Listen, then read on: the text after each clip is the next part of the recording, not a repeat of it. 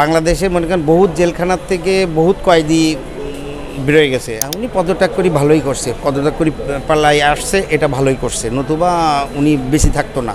আপনি দেখেন অসংখ্য গুলিবিদ্ধ অবস্থায় স্টুডেন্ট আমাদের দেশেরই সম্পদ, আবার তো আমাদের টাকা দিয়েই ওটা মেরামত করা লাগবে, তাহলে এটা লুটতারাজ ধ্বংস করা এটা ঠিক হয় নাই। যে দলই করুক না কেন এটা ঠিক করে নাই। প্রত্যেকে শান্তিতে থাকুক, হিন্দু মুসলমান সব ভাই ভাই যেভাবে ছিল ওইভাবে যেন থাকে, কোনো রকম কেউ যেন কারোর বিপদের জন্য না পড়ে। কোনো ধর্মীয় কোনো প্রতিষ্ঠান ভাঙা উচিত হবে না। ওখানে হিন্দুদের অনেক দোকানপাট আছে, সারা রাত ধরে ওখানে ডিউটি করছে যে কোনো রকম যেন কোনো অপ্রীতিকর ঘটনা না করে। সুরক্ষিত থাকবে, অবশ্যই থাকবে, নতুন ওরা যাবে কই।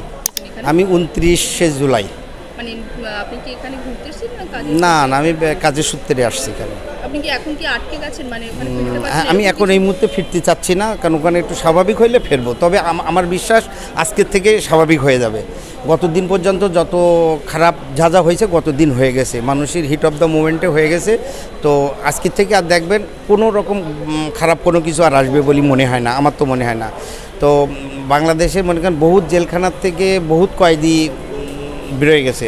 ইভেন কি আমার হোম ডিস্ট্রিক্ট সাতক্ষীরার জেলখানা গতকাল সন্ধ্যা 7টার সময় ভেঙে সমস্ত আসামি বেরোয় গেছে। বলেন, আমি শুনছি মাত্র 4 জন আসামি ওখানে রয়েছে, আর বাকি সবাই বেরিয়ে আইছে। শেখ হাসিনা যে পদত্যাগ করলেন ওই জিনিসটাকে কিভাবে দেখছেন? উনি পদত্যাগ করে ভালোই করছে, পদত্যাগ করে পাল্লাই আসছে, এটা ভালোই করছে, নতুবা উনি বেশি থাকতো না। কারণ ওনার যে বাসভবন, আমাদের সরকারি বাসভবন গণভবনে তো লক্ষ লক্ষ লোক ঢুকে গিয়েছিল গতকালকে, সবাই রাগে। মানে আপনারা কি চাইছিলেন ওনার পদত্যাগ? হ্যাঁ, পদত্যাগ অবশ্যই। কেননা আপনি দেখেন কতটা স্টুডেন্ট গুলিবিদ্ধ হয়েছে, এখনও আছে, তারা তো প্রুফ।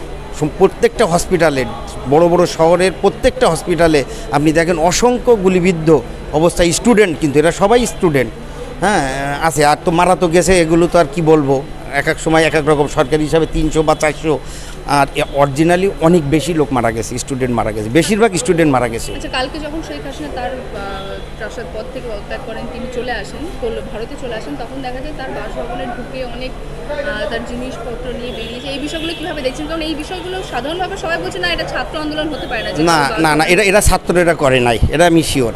এরা ছাত্ররা এরকম হিংসাত্মক করে না, এটা রাজনৈতিক। মানে 15 বছর ধরে বিরোধী দলেদের যেভাবে নির্যাতন করছে, তাদের ক্ষোভ, এই ক্ষোভটা উপড়ে দিছে আর কি, বুঝতে পারছেন। নতুবা আর যদিও মনে করি সরকারি গণভবন, সেটা তো আমাদেরই সম্পদ, আমাদের দেশেরই সম্পদ, আবার তো আমাদের টাকা দিয়েই ওটা মেরামত করা লাগবে, তাহলে এটা লুটতারাজ ধ্বংস করা এটা ঠিক হয় নাই। যে দলই করুক না কেন এটা ঠিক করে নাই। আচ্ছা, তার পদত্যাগের পরে বিএনপি নেতৃত্ব তাকে আবার ছেড়ে দেওয়া হয়েছে, যেমনটা আপনি বলেন অনেক কয়েদিদের তাদের জেল থেকে বের করে দেওয়া হচ্ছে। মানে এই জিনিসগুলো কেন হচ্ছে? ছাত্র আন্দোলন কিভাবে এই আন্দোলনে পরিণত হচ্ছে? এখন এটা পরবর্তীতে মনে করেন মানুষের ছাত্ররা তো মনে করেন একটা পজিশনে চলে গিয়েছিল, তারপরে এবার বিরোধী দলেরা মনে হয় শক্তি আরও বৃদ্ধি করার পরে আওয়ামী লীগালারা আর মাঠে থাকতে পারে নাই, যার কারণে ওরা যা ইচ্ছা তাই করে ফেলেছে গতকাল পর্যন্ত। আজকের থেকে আর কোনো কিছুই করতে পারবে না। আচ্ছা, আপনার কি মনে হয় যে বিদেশি শক্তির পিছনে আছে, যে পরে যে সমস্ত ঘটনাগুলো সামনে এসেছে, ছাত্র আন্দোলনের পরে যেগুলো সামনে এসেছে? এখন আসলে এত গভীরই তো আমরা বলতে পারবো না, হ্যাঁ, বিদেশি আল্লাহরা আছে কি না। হ্যাঁ, আমরা তো ওখানে যা ছিল তারা তো বিদেশি ছিল না, ছিল তো সব তো জনগণ, বাংলাদেশের জনগণ, আম আদমি। হ্যাঁ, প্রথমে ছিল তো আম আদমিরা, পরবর্তীতে না আসলো হলো রাজনৈতিক দলেরা আসি সাপোর্ট দিল, নতুবা তো এতটা বেগবান হইতো না।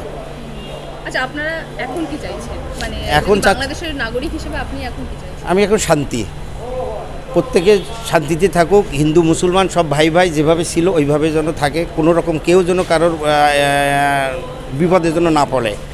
হ্যাঁ, আর যা মা ছেলে মেয়ে যা হারাইছে, আর জন্য কেউ যেন না হারায়। সেনাদের হাতে তো এখন সরকারটা রয়েছে, মানে এখন সরকারের আবার নতুন সরকার গঠন হবে, কাকে চাইছেন? এই মুহূর্তে তো স্টুডেন্টরা যেভাবে দেবে মনে হয় ওইভাবেই হবে। যা ডক্টর ইউনূস নো ডাউট একটা সম্মানীয় লোক, পৃথিবীব্যাপী তার পরিচিতি, পৃথিবীর প্রত্যেকটা দেশের লোক তাকে ভালোবাসে, পছন্দ করে, এই কারণে হয়তো ডক্টর ইউনূস আইলে শান্তি ফিরে আসবে। না, প্রশ্নটা হচ্ছে যে ইতিমধ্যে অনেক দিক থেকে অনেক রকমের ভিডিও সামনে আসছে যেখানে ইসকন মন্দির ভেঙে ফেলা বা আগুন দেওয়া, কতটা সত্যতা সেটা আমরা যাচাই করিনি, কিন্তু এই জিনিসগুলো সোশ্যাল মিডিয়া আসছে। যারা হিন্দু রয়েছে, ধরুন এই দেশীয় বা অন্য দেশীয়, তাদের মধ্যে একটা বিভ্রান্ত হতেই পারে যে তাহলে হিন্দুরা কতটা সুরক্ষিত আছে, কোথাও শেখ হাসিনার পতন, হিন্দুদের পতন না তো বাংলাদেশে। আপনি এই বিষয়টাকে কী বলবেন তাদের উদ্দেশ্যে? না, কোনো ধর্মীয় কোনো প্রতিষ্ঠান ভাঙা উচিত হবে না, কারোর পক্ষে এটা ভাঙা উচিত না। হ্যাঁ, তো আমার জানা মতে এখন প্রত্যেকে ওখানে কমিটি গঠন হয়েছে, হিন্দুদের মুসলমানদের কমিটি গঠন করা হয়েছে যে আমার এলাকায় এই কটা মন্দির আছে, এই কটা মসজিদ আছে, সব কটা সুরক্ষিত থাকবে, ওখানে যেন কেউ কোনো এ হবে না। গতকাল রাতেই যেমন শুনলাম ঝাউডাঙ্গা বাজার, ওটা আমাদের একটা হিন্দু অধ্যুষিত এলাকা। হ্যাঁ, ওখানে হিন্দুদের অনেক দোকানপাট আছে, সারা রাত ধরে ওখানে ডিউটি করছে যে কোনো রকম যেন কোনো অপ্রীতিকর ঘটনা না করে। সেখানে কিন্তু হিন্দু ছিল, মুসলমানই ছিল, সব আমার বন্ধু।